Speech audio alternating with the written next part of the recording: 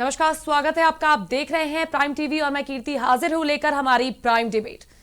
किसानों का गतिरोध कब खत्म होगा, इस बात का सवाल अभी भी बरकरार है। चक्का जाम की आज स्थिति पैदा हुई, हालांकि शांतिपूर्ण तरीके से यह जाम हुआ, लेकिन गतिरोध कैसे खत्म होगा, उससे पहले इस चर्चा पर हम बात करेंगे। उससे पहले आइए आज की रिपोर्ट पर बात करते हैं। और कृषि कानूनों के खिलाफ पिछले 2 महीने से भी ज्यादा समय से किसानों का विरोध प्रदर्शन जारी है। अपने आंदोलन को और धार देने के लिए किसान संगठनों ने आज देशव्यापी चक्का जाम का ऐलान किया था। 3 घंटे तक इस चक्का जाम का दिल्ली से लेकर कश्मीर तक असर देखने को मिला, जहां प्रदर्शनकारी सड़कों पर बैठ गए। इससे आमजनों को काफी परेशानी हुई। दिल्ली पुलिस ने भी इस बार सुरक्षा के चाक चौबंद इंतजाम किए हुए थे। दिल्ली एनसीआर में 50,000 सुरक्षा बलों को तैनात किया गया था। वहीं ड्रोन के जरिए सीमाओं की निगरानी की जा रही थी। देखिए इस पर पहली हमारी ये खास रिपोर्ट। 26 जनवरी को किसान ट्रैक्टर रैली के दौरान जिस तरह हिंसा हुई थी, उसे ध्यान में रखकर दिल्ली पुलिस अब किसान नेताओं के किसी भी दावे पर यकीन नहीं कर रही है, क्योंकि गणतंत्र दिवस के दिन दिल्ली पुलिस ने किसानों की ट्रैक्टर रैली का जो खाका खींचा था, वो धरा का धरा रह गया था।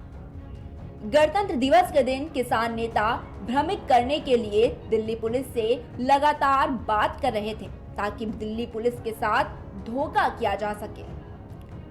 अब किसानों ने 6 फरवरी यानी कि आज चक्का जाम किया है। किसान नेताओं ने यूं तो कहा था कि दिल्ली में चक्का जाम नहीं होगा, लेकिन 26 जनवरी की घटनाओं से सबक लेते हुए प्रशासन किसी तरह की ढिलाई के मूड में नहीं था। इसलिए एहतियातन दिल्ली मेट्रो के कई स्टेशन के गेट बंद कर दिए गए। दिल्ली मेट्रो रेल कॉरपोरेशन पहले से ही अलर्ट पर था। दिल्ली पुलिस को भी हाई अलर्ट पर रहने का निर्देश मिला था। दिल्ली, उत्तर प्रदेश और उत्तराखंड के अलावा किसानों ने आज देश भर में 3 घंटों के लिए चक्का जाम का ऐलान किया था। किसानों का आंदोलन दिल्ली की सीमाओं पर पिछले 72 दिनों से जारी है। विपक्ष भी किसान आंदोलन के जरिए राजनीतिक रोटियां सेकने का कोई मौका नहीं छोड़ रहा है। किसान के मुद्दे पर कांग्रेस लगातार सरकार को घेरती नजर आ रही है, तो वहीं कांग्रेस ने किसानों के चक्का जाम का समर्थन दिया है। प्रियंका गांधी वाड्रा ने किसानों का समर्थन करते हुए केंद्र सरकार पर हमला बोला। उन्होंने ट्वीट कर कहा, क्यों डराते हो डर की दीवार से। कांग्रेस सहित लगभग सभी विपक्षी पार्टियों ने चक्का जाम को समर्थन दिया था। इसके मद्देनजर दिल्ली में 50,000 सुरक्षा बलों को तैनात किया गया था। वहीं ड्रोन से सीमाओं पर नजर रखी जा रही है। सोशल मीडिया पर पुलिस की एक टीम नजर बनाए हुई थी, ताकि अफवाहों को फैलने से रोका जा सके। वहीं दिल्ली मेट्रो ने एहतियातन 10 स्टेशनों पर आवाजाही को बंद कर दिया था।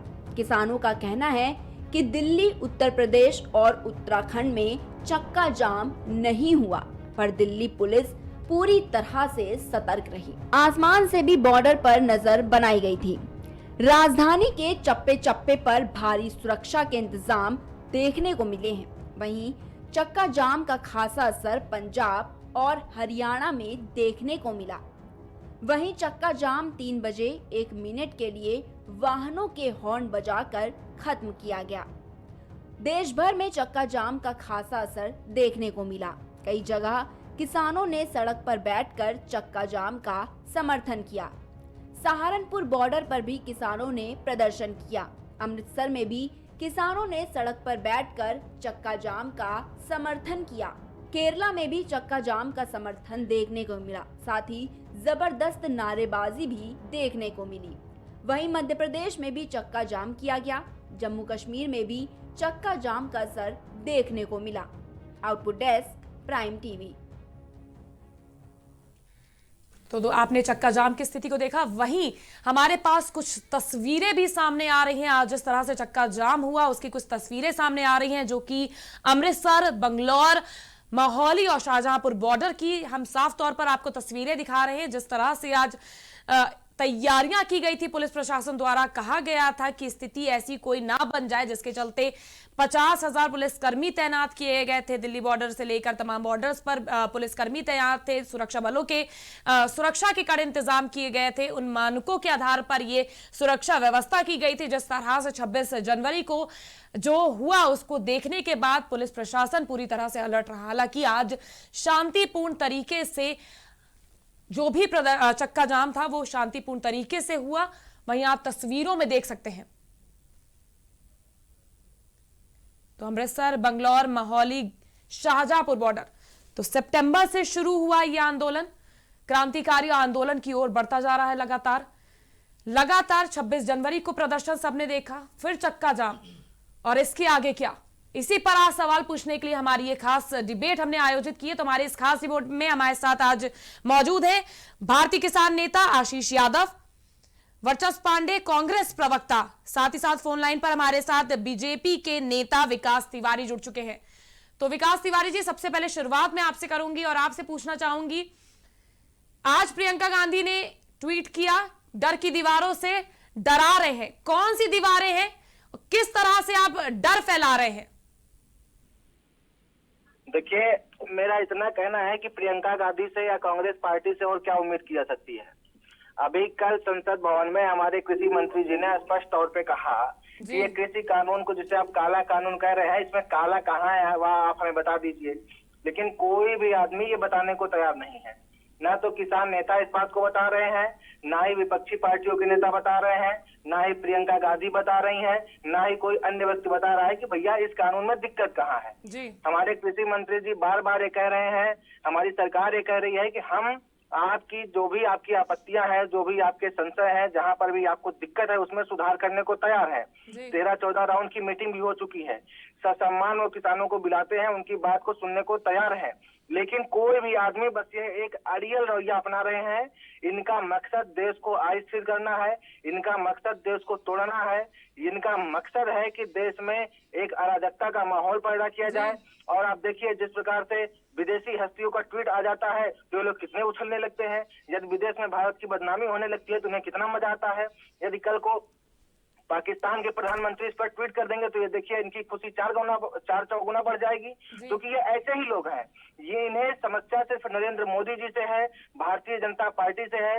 इन्हें समस्या इस बात से है कि किस प्रकार से हम लोग इतना बेहतर शासन दे रहे हैं, किस प्रकार से हम एक एक करके सारे मुद्दे सुलझाते जा रहे हैं, किस प्रकार से हमने कहा था कि हम जो जो चीजें अपने मैनिफेस्टो में लाए थे, जो अपना वादा किए थे, हम कैसे करके एक एक वादे को पूरा करते जा रहे हैं। तो उसी वादे में था कि हम किसानों की आय को दोगुनी करेंगे और हम उस वादे पर भी खड़े उतर जाएंगे। तो इन्हें समस्या इस बात से है कि ये तो सारे काम करते चले जा रहे हैं, तो हमारे लिए आने वाले 5, 10, 20 वर्षों में हमारे पास विकल्प नहीं बचेगा। हम इनको अपनी सत्ता छिनती हुई अपने हाथ से दूर होती हुई दिख रही है। तो इसलिए ये सब परेशान है, फ्रस्ट्रेट है। और किसान आंदोलन वैसे भी ये चक्का जाम बीजेपी के नेता का साफ तौर पर कहना है कि फ्लॉप है, डर है सत्ता जाने का, डर है। दीवार कौन सी डर की दीवार है, किस तरह की चीजें हैं, क्या कुछ कहना है आपका इस पूरी बात पर इनकी? देखिए, मैं इनको पहले ये बता दूं कि ये जो बार बार कह रहे हैं कि कई दौर की बातें हुई जी, उनमें बातों को सुना गया। लेकिन जैसे ही आप पिछले दौर पे जाते हैं, जो पिछले दौर पे किसानों से बातें हुई उसमें सुना नहीं गया। उसमें अपना कहा गया, और क्या कहा गया कि हम वापस नहीं लेंगे, जो करना वो कर लो। ठीक, तो ये पहली बात तो ये छोड़ दे कहना कि किसानों के साथ ये दौर की बातें कर रहे हैं। सिर्फ ये फोटोबाजी कर रहे हैं, टीवी बाजी कर रहे हैं, और कुछ नहीं कर रहे हैं। मैं ऑब्जेक्शन करना चाहूंगा, मैं ये बोलना चाहूंगा कि आप क्यों इस बात पे अड़े हुए हैं कि वापस ले लिया जाए।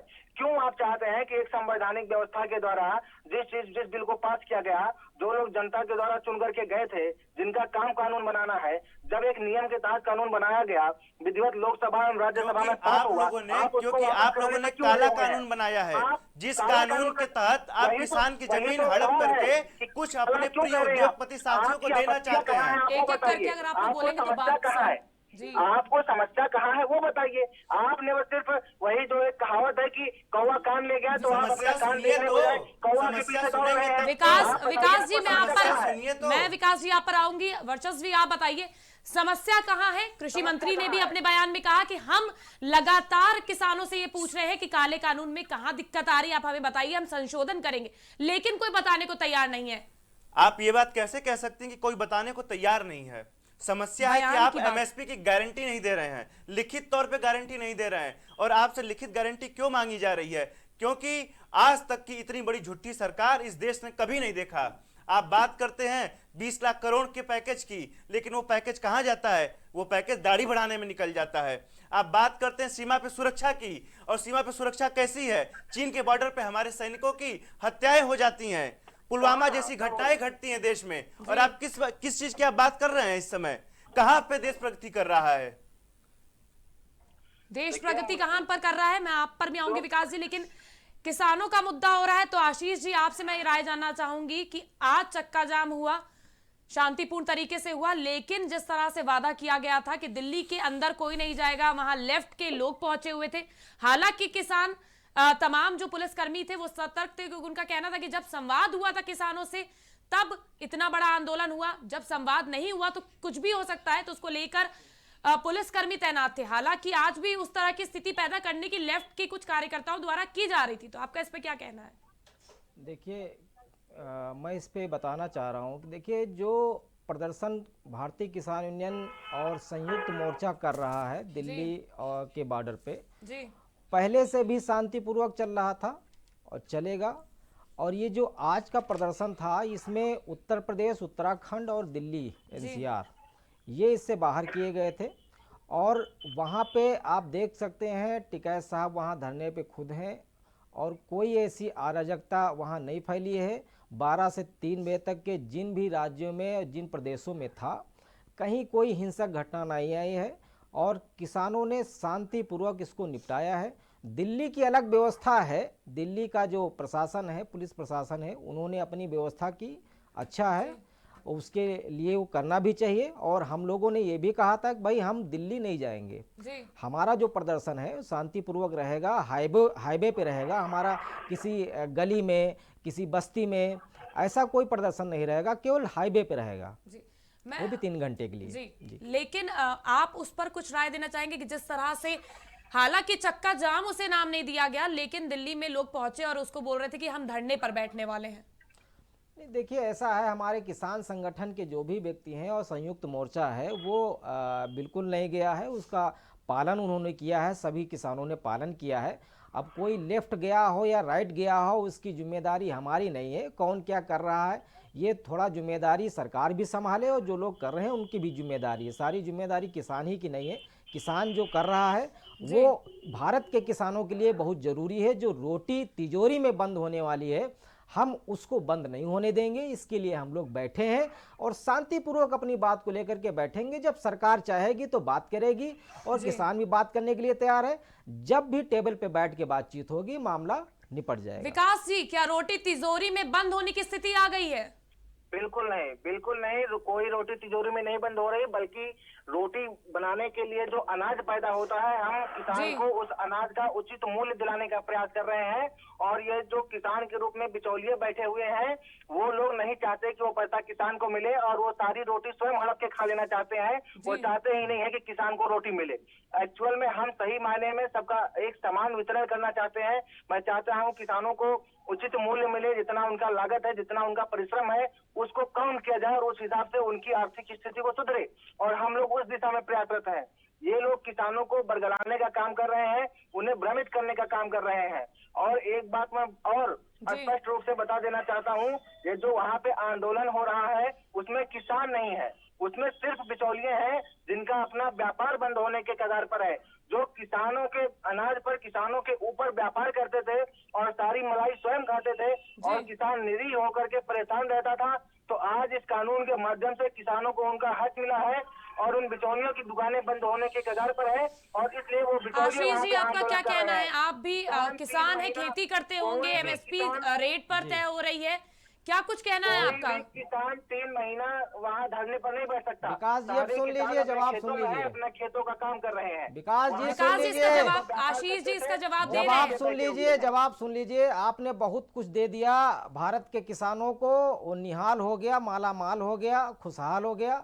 और आपकी सरकार ने जितना किया है वो शायद 70 साल में नहीं हो पाया है। बहुत बहुत धन्यवाद। पर आप ये क्यों नहीं बताते हैं जो 1868 का धान 800 रुपए में बिका है, ये जिम्मेदारी कौन लेगा? ये क्या कांग्रेस लेगी क्या?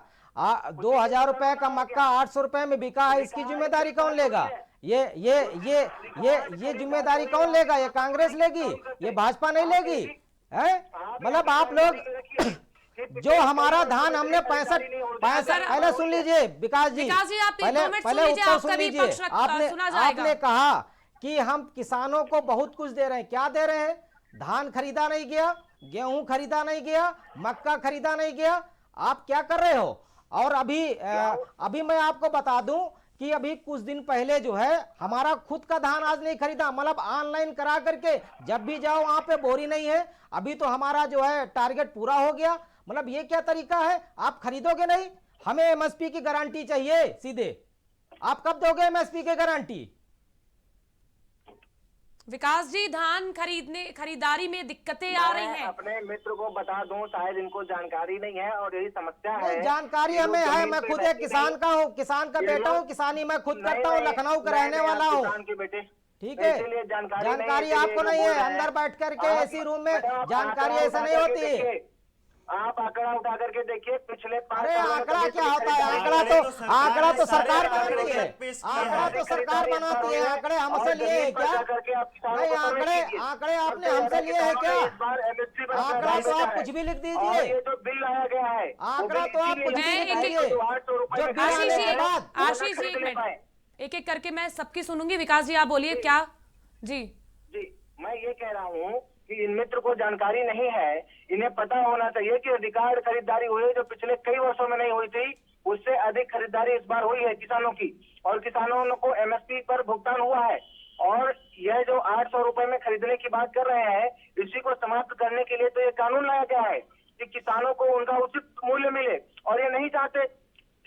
और जहां तक ये बात कर रहे हैं कि किसानों को उनका उचित मूल्य नहीं मिल रहा है, तो उचित मूल्य भाई उचित मूल्य देने के लिए ही तो हम लोग प्रयास कर रहे हैं। उसमें कानून है। बनने के बाद 800 रुपए में बिका है। आपका कानून उस समय कहाँ चला गया था? पहले कितनी खरीदारी होती थी और इस बार अधिक हुई है कि नहीं? आप सिर्फ इतना बता दीजिए। नहीं, एमएसपी सरकार की कितनी है? धान की एमएसपी बताइए कितनी है? बता देगा भैया। धान की एमएसपी कितनी है? सरकारी गोदामों में अपने विकास जी, धान की एमएसपी कितनी है? उत्तर प्रदेश में धान की एमएसपी कितनी है?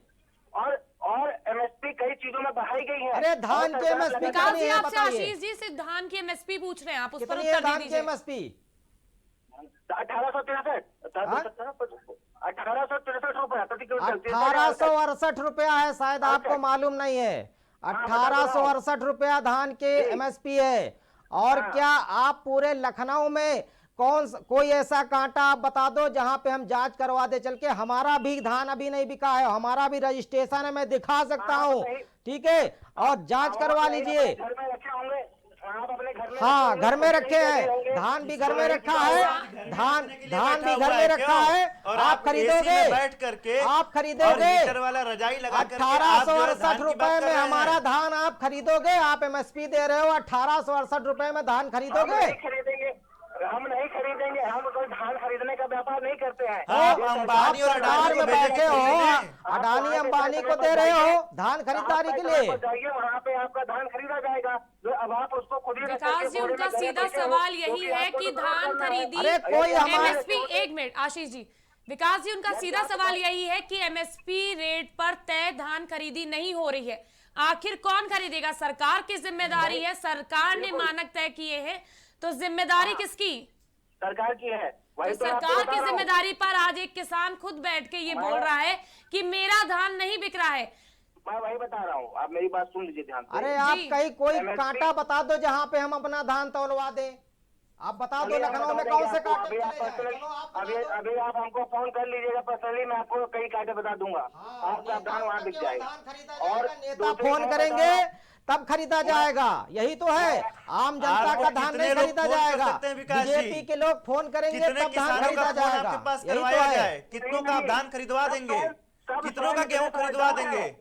सब स्वयं इतने समझदार हैं, उतने समझदार हैं कि उन्हें अगर सब स्वयं इतने समझदार है, इसीलिए तो समझदार किसान आज प्रदर्शन कर रहा है। आज वो समझदार किसान ही तो चक्का जाम कर रहा है। आज वो समझदार किसान ही तो ये बता रहा है कि हमारी जमीन लुटने वाली है। आज वो समझदार किसान ही तो ये बात कह रहा है कि आप हमें उचित मूल्य नहीं देंगे।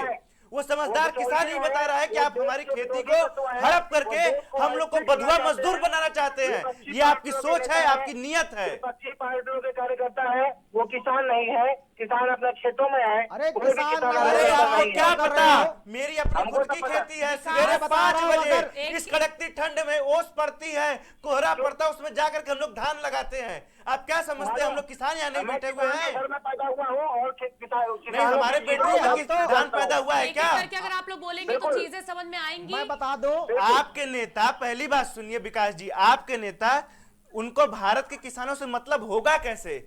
जिसके खाने का मशरूम से लेके प्याज तक विदेश से आ रहा है, उसको भारत के किसानों से क्या मतलब? आपको पता होना चाहिए, जो इलाज कराने विदेश तक जाया करते हैं, जो हर 6 महीने 3 महीने बाद छुट्टियां बिताने विदेश जाते हैं, जो थाईलैंड के संबंध नहीं रखते हो, जो इटली में पैदा ही हुए हो। अच्छा, अगर इतना विदेश में जा रहा है, आप विदेश की बातें छोड़िए विकास जी, सुन लीजिए, आप विदेश की बातें छोड़िए, देश में बताइए जो किसान अपने गेहूं, आलू, मेरी बात, सब्जियां जो सड़कों पे फेंकता जा रहा है, जिसके आप फोटोज और वीडियो हम इस वक्त मुद्दे से अगर ना भटकते हुए और एक दूसरे पर आरोप प्रत्यारोप ना लगाएं, विकास जी 1 मिनट, अगर हम आरोप ना लगाएं एक दूसरे पर और मुद्दे पर आकर निष्कर्ष की ओर बढ़े तो ज्यादा उचित रहेगा।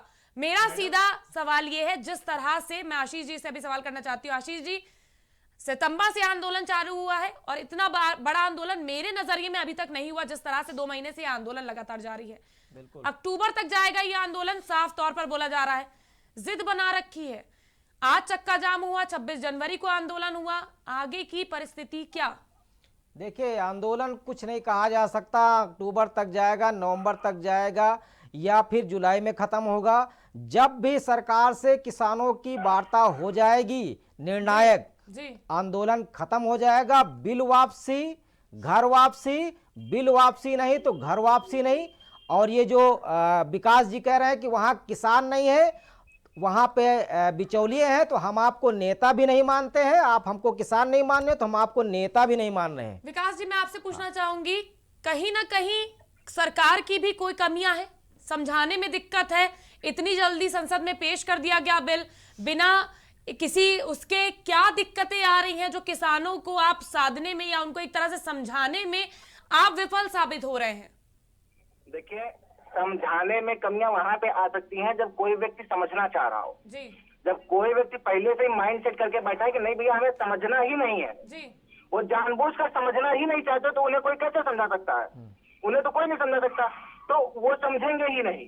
समस्या किसी को आम पब्लिक समझ गई है, सारे किसान समझ गए हैं। और आप देखेंगे सोशल मीडिया पर भी इनको अब समर्थन नहीं मिल रहा है। हाँ, सोशल मीडिया के किसान आपके समझ गए हैं। जो आपके किसान खेत में ना बैठ के बेडरूम में ट्विटर चला रहे वो किसान समझ गए हैं। मैं जवाब, जो आपके किसान इंस्टाग्राम चला रहे वो किसान समझ गए हैं। जवाब दे दूं, क्यों? मैं समझाने के ऊपर जवाब दे दूं। मैं एक मिनट विकास जी, आशीष जी आपको आपका इस पर जवाब देना चाहते हैं। समझ गया है विकास जी सुनिए, नेता जिन्हें अपनी रोटियां छीन जाने का डर है। सुनिए सुनिए, अरे आप क्या रोटी छीनेंगे भाई? मैं आपका जवाब दे रहा हूं। के जमाने से हम लोग चलते आए हैं। कांग्रेस पार्टी का इतिहास विकास जी, आपकी बात का जवाब आशीष जी देना चाहते हैं। मैं 1 मिनट राहुल गांधी को नेता मैं आप पर दोबारा आऊंगी। मैं 1 मिनट जवाब दे दूंगी। राहुल विकास गांधी जी की आप जो बात कर रहे हैं ना भाई साहब, सुन लीजिए। एकमात्र इस देश के नेता राहुल गांधी जिन्होंने बताया कि कोरोना महामारी देश में आ रही है, आप नमस्ते ट्रंप कर रहे थे। हमारे एकमात्र नेता राहुल गांधी ने बताया कि आर्थिक मंदी आ रही है, आप नमस्ते ट्रंप कर रहे थे। आप देश के किसानों को और नौजवानों को बेवकूफ बना रहे हैं। अच्छा सुनिए, मैं आप पे भी आऊंगी, आपसे पूछूंगी। 1 मिनट विकास जी, अगर हम एक एक करके सुने तो आवाज सही क्लियर आएगी और जनता को समझ में आएगा कि किस मुद्दे पर बात हो रही है। जी आशीष जी बोलिए। विकास जी, आपने कहा कि जो लोग समझने नहीं चाह रहे हैं, समझाया। इन लोगों ने कई गोष्ठियां की गांव-गांव जाकर के कि हम अब गांव की तरफ जा रहे हैं, किसानों को समझाएंगे। बहुत समझाया इन्होंने किसानों को, पर क्या कोई किसान समझा? किसान को समझ में आ गया है कि ये कृषि कानून किसान हितैषी नहीं है, ये कारपोरेट हितैषी है। आप ये बताइए हमें, जो पहले भंडारण था कि आप इतने टन तक के भंडारण करेंगे, उसके बाद अगर करेंगे कानून के दायरे में आएंगे, आज उनको छूट क्यों दे दी गई? क्या मैं ये भी सवाल करता हूं आपसे, क्या किसान अपने अनाज का भंडारण करता है? भंडारण अगर कोई करता है तो कॉर्पोरेट जगत का व्यक्ति करता है और व्यापारी करता है, उनके लिए छूट क्यों दी गई? उसके बाद जब आप कॉन्ट्रैक्ट फार्मिंग की आप बात करते हो, कॉन्ट्रैक्ट फार्मिंग क्या है? कॉन्ट्रैक्ट फार्मिंग एक किसान को मजदूर बनाने की और उन्हीं की खेती में जो है काम करने के लिए बनवाया जा रहा है कि आगे आगे धीरे धीरे चल के वो उन्हीं के हाथ में बिक जाएंगे। जैसे गांव में लोग भट्ठा खोलते थे, पहले भट्ठा खोलते थे और उसके बाद उन्हीं की जमीन ले लेते थे और उसके बाद वो भट्ठा मालिक वहां कुछ ना ले करके आता था और बहुत कुछ ले करके जाता था। आप हमें ना बताइए, हम लोग गांव के रहने वाले हैं, ठीक है, आप बताइए। विकास जी, मैं आपसे पूछना चाहूंगी, कॉन्ट्रैक्ट फार्मिंग का आपने एक तोहफे के तौर पर आप कह लीजिए आपने किसानों को दिया, लेकिन वो इस तोहफे को स्वीकार करने के लिए तैयार ही नहीं है, तो क्या ये कॉन्ट्रैक्ट फार्मिंग का जो बिल है ये सरकार वापस लेगी? देखिए, सरकार लगातार ये कह रही है कि जहां पर भी आपत्तियां हैं हम उसमें बदलाव करने को तैयार हैं, हम उसमें सुधार करेंगे, लेकिन इसका मतलब यह नहीं है कि ये जो बिल है वो बिल गलत है या फर्जी तरीके से लाया गया है, किसानों के अहित को ध्यान में रख करके लाया गया है। फिर भी वो कह रहे हैं कि हम सुधार करने को तैयार हैं। आप बताइए, जो शुगर मिल चलती है वो कॉन्ट्रैक्ट फार्मिंग नहीं है क्या? और मैं आपको बताता हूँ, उत्तर प्रदेश के 562 शुगर मिलें बंद है जी। सुनिए भाई साहब, उत्तर प्रदेश की 562 शुगर मिल बंद है इस समय। महाराष्ट्र में और केरला में पहले ही इसी आधार पर स्टेट गवर्नमेंट ने वहाँ पे कानून बनाया है और वहाँ पर प्राइवेट एपीएमसी मंडियां बहुत सारी बनाई गई हैं और वो सकुशल संचालन कर रही हैं वहाँ पर। और आप पता करिए वहाँ पे सरकारी मैं आपसे एक छोटा सा सवाल पूछना चाहता हूँ। मंडियां भी ज्यादा बनी हुई है, विकास जी, किसानों का ही फायदा हुआ है। विकास जी, मैं आपसे एक छोटा सवाल पूछना चाहता हूँ। जी, आप जब भारत के खेती को देखेंगे तो वो 4 पार्ट में डिवाइड होती है, एक बड़े किसान, मझले किसान, छोटे किसान और एकदम छोटे किसान।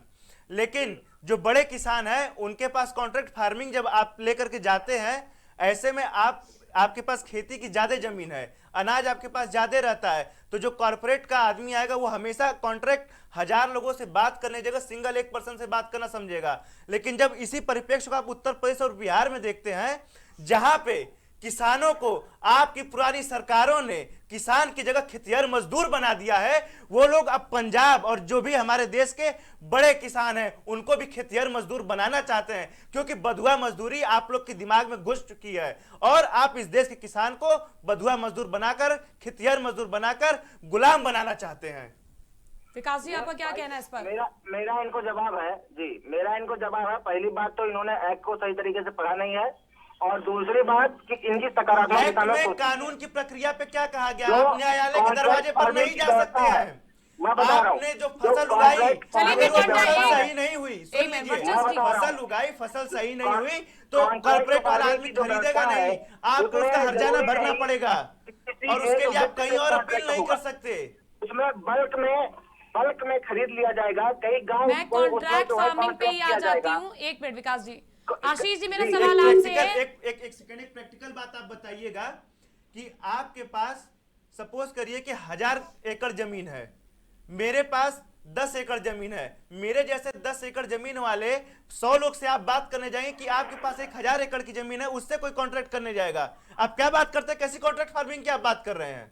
क्यों गन्ना किसानों के बारे में आप नहीं जानते क्या? गन्ना किसानों के बारे में जानता हूं ना, आपने कहा था आय दोगुनी कर देंगे। अरे भाई साहब, आय दोगुनी के नाम पे सुन लीजिए विकास जी, सुनिए आय दोगुनी के नाम पे एक मिनट घोषणा पत्र उठा करके देख लो, 450 रुपया गन्ने का रेट और 14 दिन में भुगतान के लिए कहा था, क्या हो गया? क्या मैं बता रहा हूँ विकास जी, सुनिए, आपने किसानों की आय दुगनी करने की बात कही, गन्ने की खरीद का 6 रुपया आपने बढ़ाया, लेकिन खरीद की दर वहीं आपने घटा दी। देखिए आप किस चीज की बात करते हैं? कौन से आंकड़े आप लेकर के आइए, आंकड़े में देखूं कि आपकी सरकार ने कितने खरीदे हैं। अभी आपका बजट पास हुआ है ना, 11 लाख करोड़ रुपए का आपने धान खरीदा है। इसके पहले का आप पुराना बजट उठा के देखिएगा, 18 लाख करोड़ रुपए की आप ही सरकार ने इसके पहले खरीदा था। ऐसा क्या हुआ कि आपने उसको कम कर दिया? कृषि बजट को आपने कम कर दिया है, एजुकेशन बजट को आपने कम कर दिया है, किस बेसिस पे आप बात करते हैं? देखिए, ये बजट के जो विषय ये बता रहे हैं, जो ये विषय बता रहे हैं, उसको तो मुझे डिटेल में पढ़ना पड़ेगा। मैं उस विषय को चलिए ठीक है विकास जी, मैं कॉन्ट्रैक्ट फार्मिंग डालना चाहूंगी, इस विषय में आप पढ़ लीजिएगा। फार्मिंग के विषय पर मैं बताऊंगा कि कॉन्ट्रैक्ट फार्मिंग में जिस प्रकार से लोगों को भ्रमित करने का काम कर रहे हैं जी। जो व्यक्ति के पास जितनी खटौनी है और जितना वो उसमें लगाता है उसका उतना खरीदा जाएगा। यदि किसी के पास 100 क्विंटल है विकास तो जी, 100 क्विंटल बेचेगा। मैं आपके पास किसी के आऊंगी, पास लेकिन 10 उससे क्विंटल पहले है, एक तो मिनट 10 मैं क्विंटल आपके बेचेगा। पास आऊंगी, इसमें लेकिन ये आज कहा सुबह ही कि केवल 100 वालों को हो विकास जाएगा। जी, मैं आपका भी पक्ष सुनूंगी। आशीष जी, मेरा सवाल आपसे है, कॉन्ट्रैक्ट फार्मिंग को लेकर जो इतने दिनों से किसान कह रहे हैं कि कॉन्ट्रैक्ट फार्मिंग में ये प्रावधान गलत है, वो गलत है।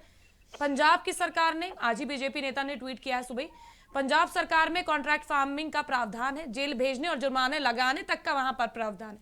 उसे लेकर प्रदर्शन क्यों नहीं? उस पर आपत्ति पंजाब के किसानों को क्यों नहीं?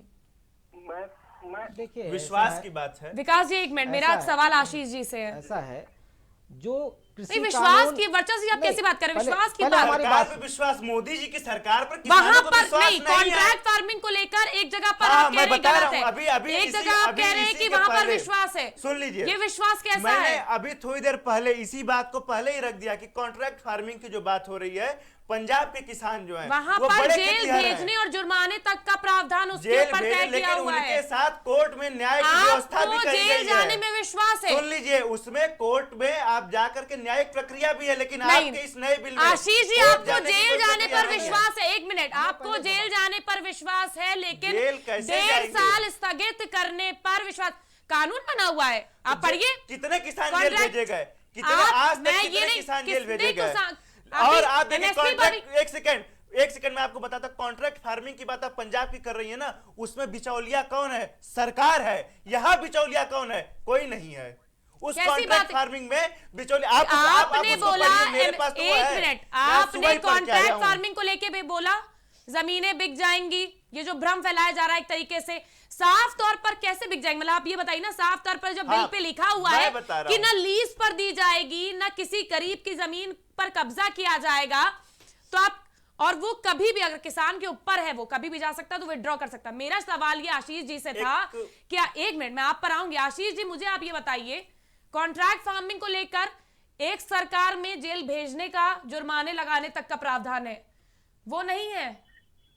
देखिए, मैं आपको बता दूं उदाहरण के तौर पे। जी। देखिए, भारत सरकार में बीएसएनएल भी थी, स्वास्थ्य विभाग भी है, शिक्षा विभाग भी है। जी। अब आप देख लीजिए बीएसएनएल कहाँ है और जियो कहाँ है।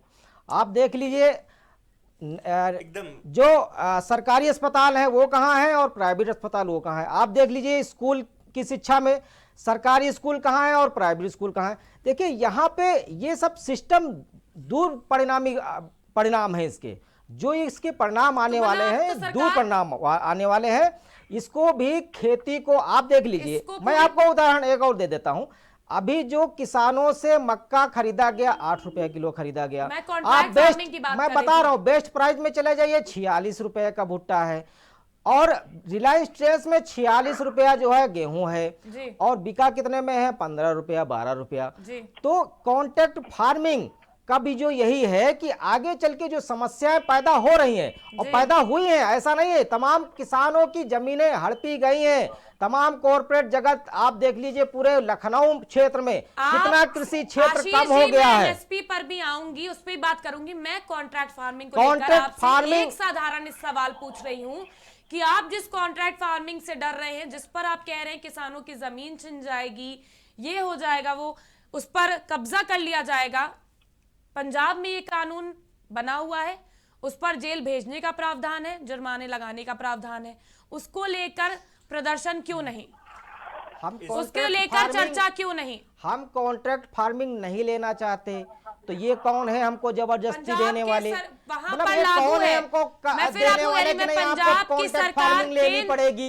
ये क्या तरीका है? लागू किया हुआ है जी, वर्चस्वी। अब आप बोलिए, मतलब आप जबरदस्ती हमारा बर्थडे मना रहे हो, जबरदस्ती गिफ्ट दे रहे हो, ये तो कोई तरीका नहीं हुआ। कॉन्ट्रैक्ट फार्मिंग लागू किया है, आपने बताया, लेकिन आप उसमें एक बार भी यह नहीं बता रही हैं कि पंजाब में ही सबसे बड़ी बड़ी मंडियां हैं, जहां की मंडियों में किसान ही अनाज बेचने जाता है। मैं अब मैं बता रहा हूँ, सुनिएगा, मैं यहाँ पे विरोध मेरा किस बात में मैं आपको बता देता हूँ। आप कॉन्ट्रैक्ट फार्मिंग का जो नया कानून है, इसमें क्या है? इसके तहत आप अगर कॉन्ट्रैक्ट करते हैं तो पहली बात कि आप अपने मन से उस कॉन्ट्रैक्ट को खत्म नहीं कर सकते, ठीक? उसमें जब तक दोनों की आपसी हस्ताक्षर नहीं हो तब तक वो कॉन्ट्रैक्ट खत्म नहीं किया जाएगा।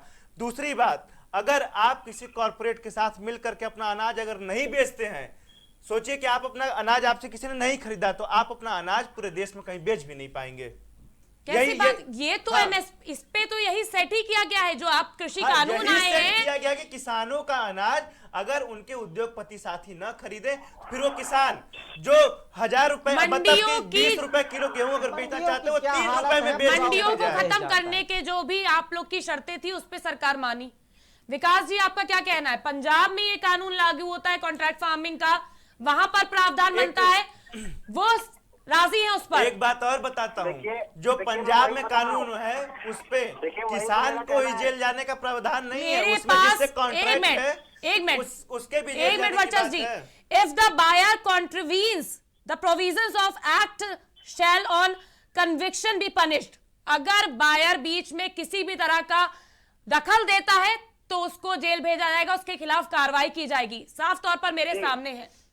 इसका अर्थ क्या है बताइए? इसका अर्थ यही है ना कि अगर उसमें अगर आप कोई कॉन्ट्रैक्ट साइन करते हैं, उसमें अगर आप उस कॉन्ट्रैक्ट से विमुख होते हैं तो आपको कानूनी प्रक्रिया के दायरे में लाया जाएगा। बिल्कुल बिल्कुल ठीक ना जी। लेकिन आपके इस कानून में जो नया कानून आया है, इसमें आपने क्या किया?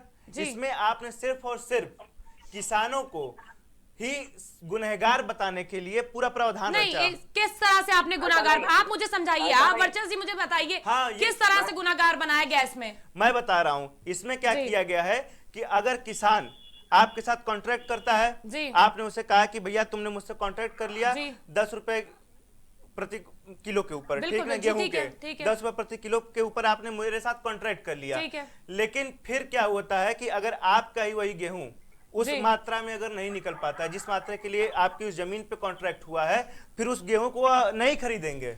ऐसे में आपने इस कानून को पढ़ा नहीं, इसके लिए किसान बाध्य नहीं है। एक मिनट आशीष जी, इसके लिए पहले का जी इनको जानकारी नहीं है, उसमें ये भी व्यवस्था है, यदि इसके लिए किसान बाध्य नहीं है, सही नहीं होती है तो उसके लिए किसान बाध्य नहीं है, इनको जानकारी। इन 3 कानूनों में साफ तौर पर लिखा हुआ है कि किसान कभी भी कॉन्ट्रैक्ट तोड़ सकता है, वो बाध्य नहीं है। यही लिखा हुआ है, ये लिखा है, इसमें नहीं लिखा हुआ, इसमें लिखा गया है कि कॉन्ट्रैक्ट दोनों की मध्यस्थता, दोनों के हस्ताक्षर से। एक मिनट विकास जी, इस कानून को आप जरा स्पष्ट कर दीजिए, क्या इस पर किसी तरह का कोई बंदिश है किसानों के ऊपर कि अगर वो उतनी फसल उगाने में असमर्थ होते हैं तो उन पर कार्रवाई की जाएगी? नहीं, बिल्कुल नहीं, ऐसा कहीं नहीं है। उसमें यह भी स्पष्ट है कि यदि आपदा होती है या कोई ऐसी समस्या आती है जिस कारण से फसल का उत्पादन उतना नहीं हो पाता है तो किसान पर कोई किसी भी प्रकार की कार्रवाई नहीं बनती है। उसमें बस एक कार्रवाई होगी कि वो जो उनका जितनी फसल हुई है उसको भी नहीं खरीदा जाएगा,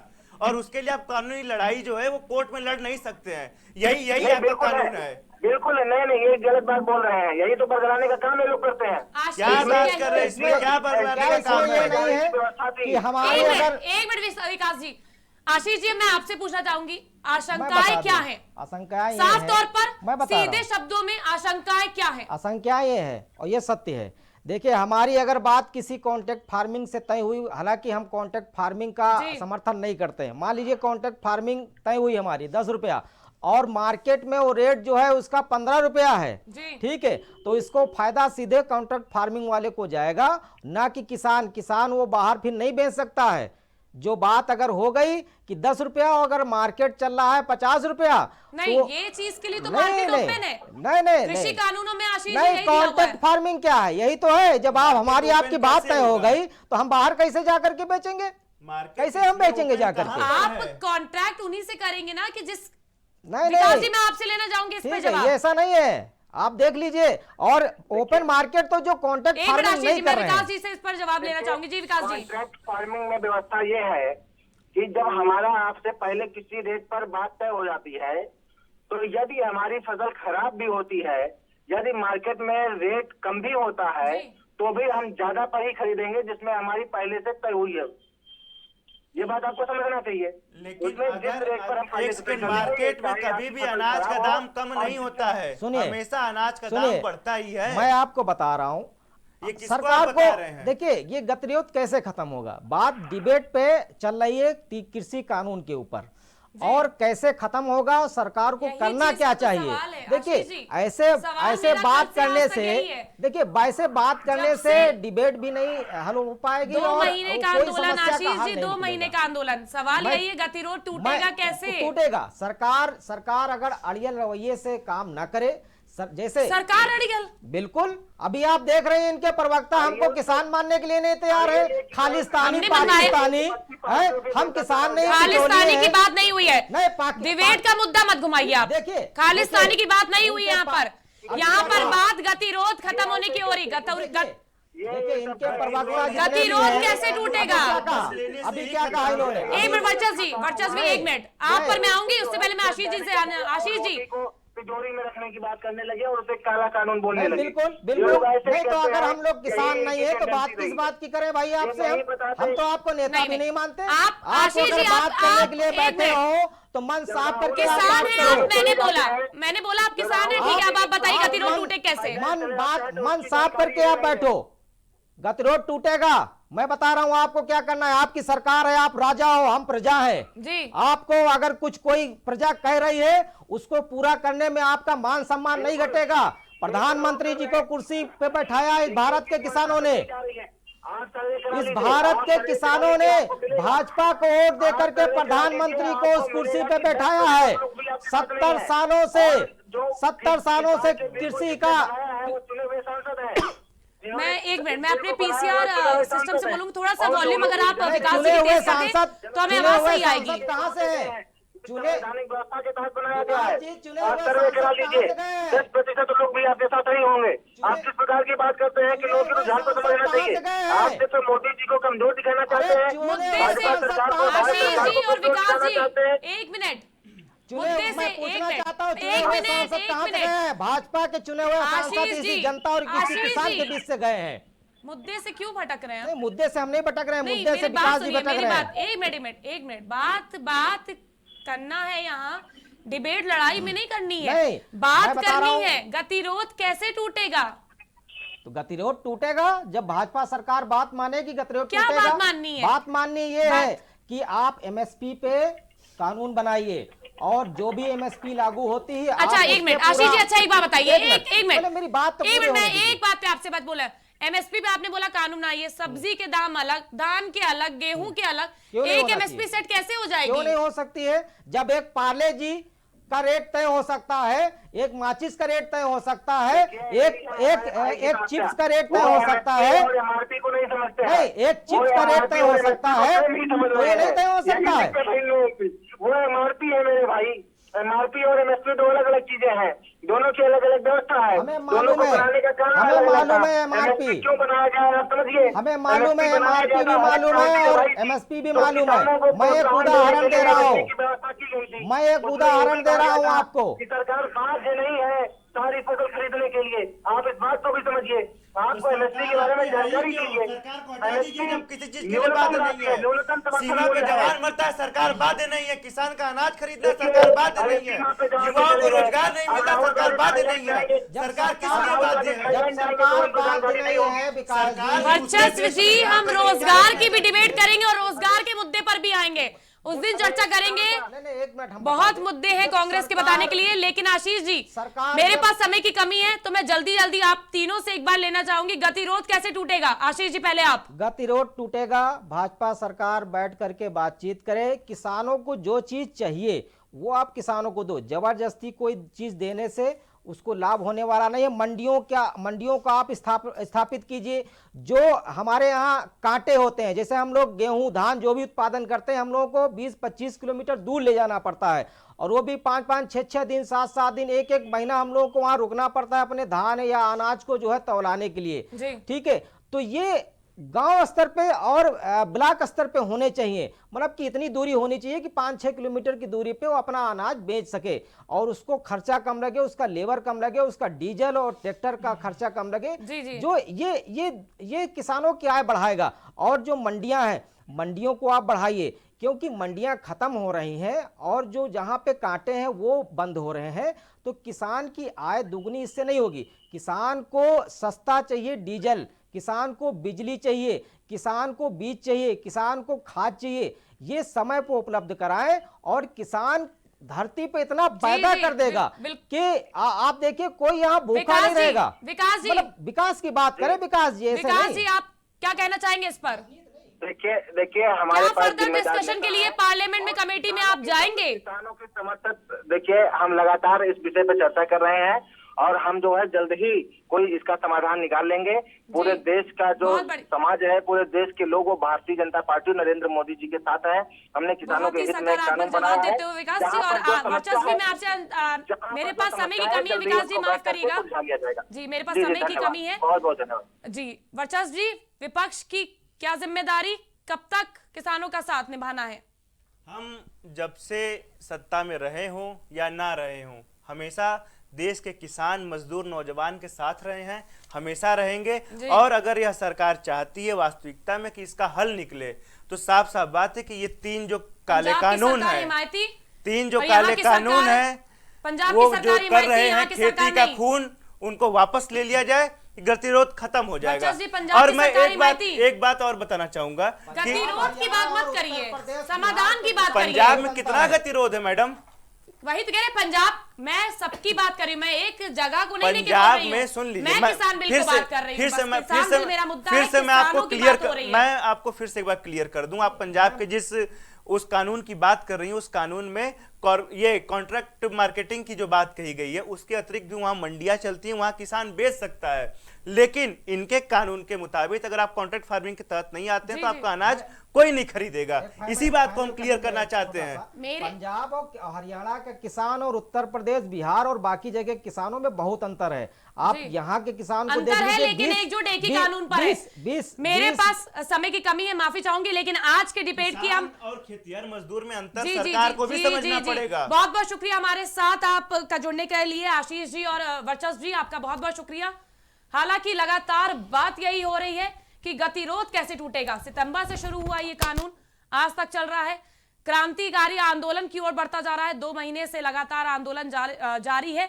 26 जनवरी को आंदोलन होता है, चक्का जाम होता है, आगे की क्या परिस्थितियां पैदा होंगी ये भी देखना अहम होगा। लेकिन पंजाब में कॉन्ट्रैक्ट फार्मिंग हिमायती है, बाकी जगह कॉन्ट्रैक्ट फार्मिंग के लिए गतिरोध जारी है। कब टूटेगा यह गतिरोध, इसका सवाल भी आज तक यही है कि कब टूटेगा ये गतिरोध और कब निष्कर्ष निकालेगी सरकार और कब किसान सहमति पर आएंगे। फिलहाल के लिए बस इतना ही, हम फिर हाजिर होंगे किसी नए मुद्दे के साथ। तब तक के लिए आप बने रहिए प्राइम टीवी पर और देखते रहिए प्राइम टीवी।